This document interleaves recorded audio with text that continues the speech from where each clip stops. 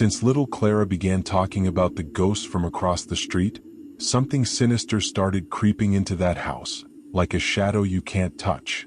Her parents, initially skeptical, soon realized that the fear was no longer just in the girl's imagination but in the shadows that seemed to grow more each day.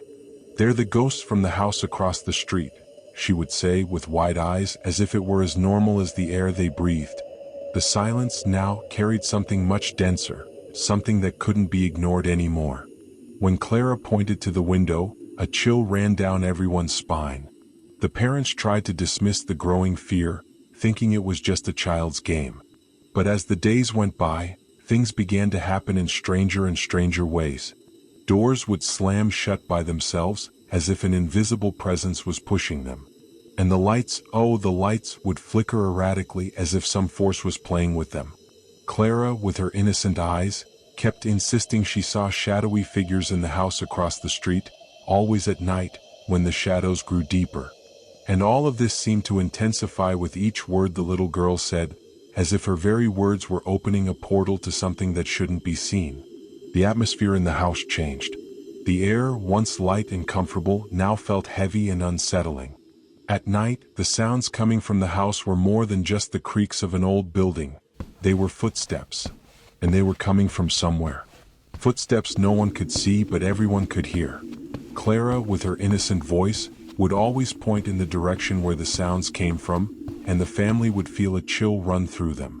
There was no longer space to ignore the terror.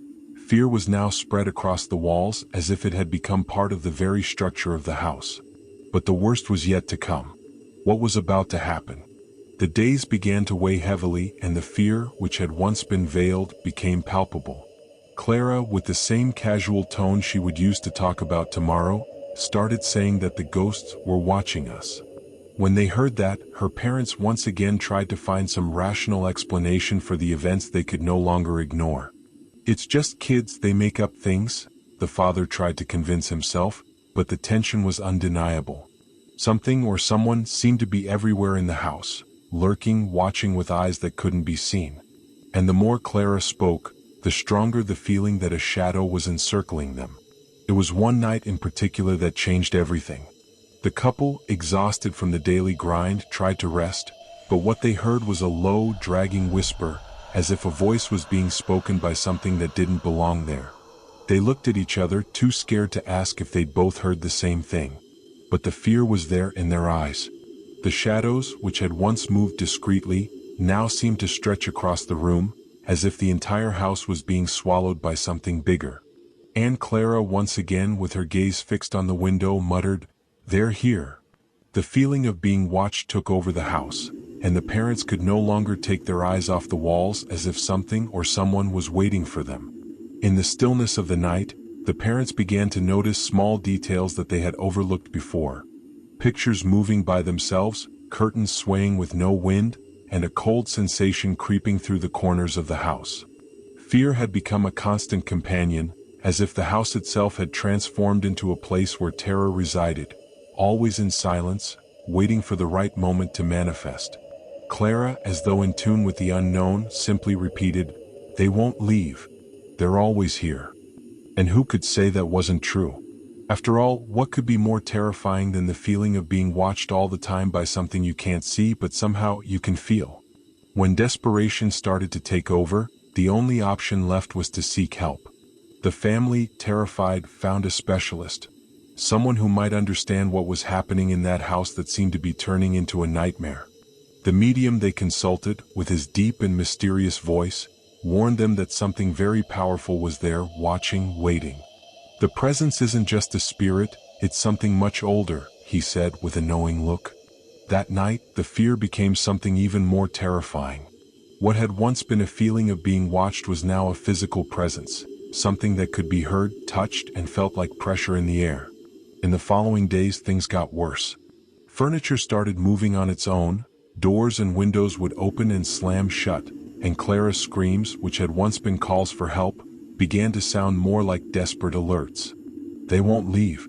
They're going to get us," the little girl would say with wide eyes as if she knew something her parents didn't understand. But the parents, now consumed by terror, didn't know who to turn to anymore. How could they deal with something that hid in the shadows, growing stronger with each passing second? They were losing control, and fear seemed to be the only thing that ruled the space. The tension in the house became unbearable. The feeling of being followed, touched, even breathed on by something invisible was constant. At night, the shadows danced on the walls, and an inexplicable cold breeze would pass through the hallways. The footsteps, which had once been faint, were now clear, as if the presence was getting closer, ready to strike.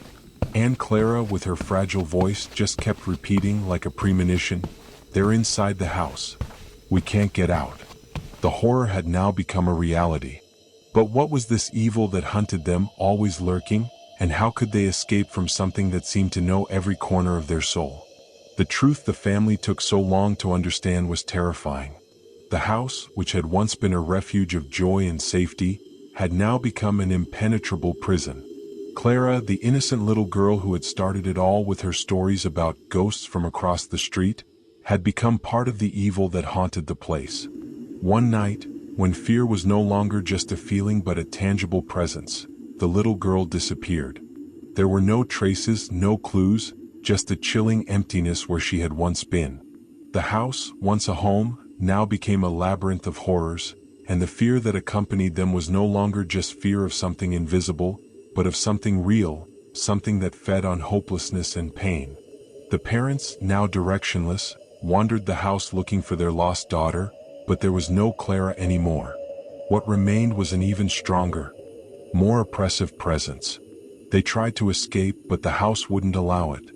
The doors slammed shut, the windows locked, and the shadows danced as if they were feeding off the fear that had spread through every corner.